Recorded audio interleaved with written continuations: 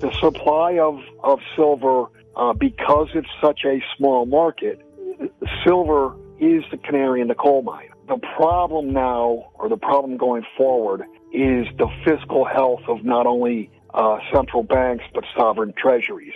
So we're bringing the word insolvency into it. Gold and silver are the only two monies on the planet that cannot bankrupt.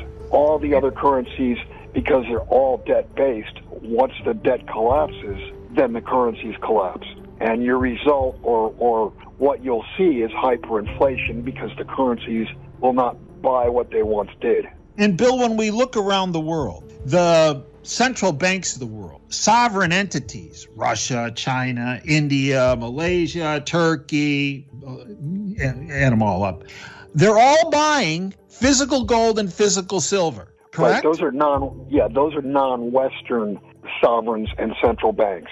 The G7, they're not buying, they're not buyers of gold. And they're not buyers of gold because they don't want to create a bigger supply and demand problem, which will then be reflected on their currencies. The Eastern nations are buying gold as a way to move themselves away or out of harm's way of the dollar/Western finance. So many moving parts. I mean, obviously, you've got, the debt ceiling negotiations, and it's actually stupid debt ceiling negotiations. What is that, like a family on a Sunday night? They sit down and decide whether or not they should raise their credit limit. I mean, it doesn't work right. like that in the real world, but right. It does work like that with the sovereigns. It's really hard to say, to give you a forecast over the next few weeks. But all I can say is there are so many things that are converging at the same time. You've got the debt limit. You've got banks in trouble left and right. The regional banks, they're losing deposits on a daily basis. If you look at money supply is actually contracting, and that's never happened other than during the Great Depression back in the 1930s. I mean, you can look at the stock market. The averages don't show the story because the breadth of the market, you only got a handful of stocks that are pushing or holding the market up, whereas the soldiers are dying and the generals are still standing tall. It's just a question of when the generals fall over.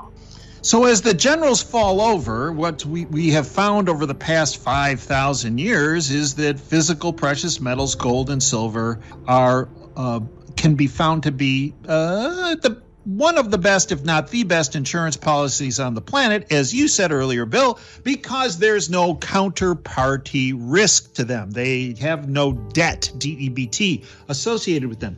So, Bill, as I mentioned in your introduction, you are on the ground on the physical metals market side of the equation. So what are you seeing on supply and demand and premiums? The supply of gold at this point seems to be relatively okay. Silver is definitely tight. I mean, look at the premiums.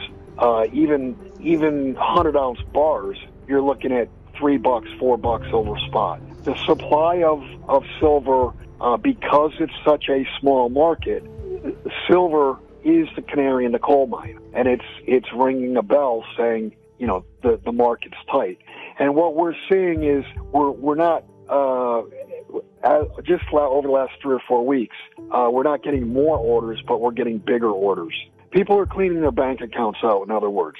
And these are not just little purchases that you're seeing. No, these are, $500,000, $1 million, $2 million. I mean, these are much bigger orders than what we experienced, say, 3, 4, 5 years ago. So, Bill, when you look at the supply of, in particular, silver, and you've been doing this for decades, how does this compare to other times when the system was wobbling, for example, quaking, 2008, 2000, 2020? Yeah, there really is no comparison because this shortage or period of shortage is much, much longer than any other time before. I mean, we saw, for instance, late 2008, you saw silver get smashed from paper silver, smashed from $17 down to $9, and silver was hard to find for about 3, 4, 5 weeks, and you couldn't get any under $15. So the real price never really dropped.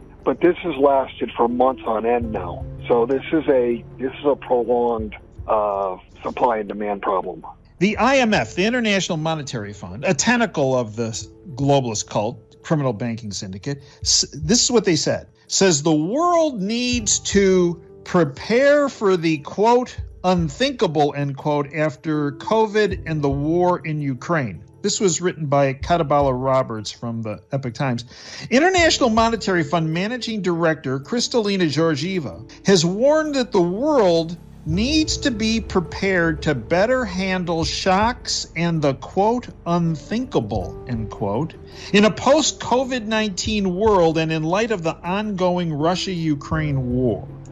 So they warned us several months ago about the unthinkable. So, Bill, are we embarking right now on the unthinkable with, as you said, the debt ceiling issues coming at hand, the small and medium-sized regional banks and larger banks having significant issues, the downgrading, if you will, of the U.S. credit rating? Bill, is this the unthinkable moment she spoke about? Well, yeah, it is, but the unthinkable moment has been thought about by many people. I mean, we've been shouted down over the years, but all these things are coming together. And just this weekend, for example, the Chinese are publicly saying that they're trying to distance themselves from the dollar because they don't want dollar risk.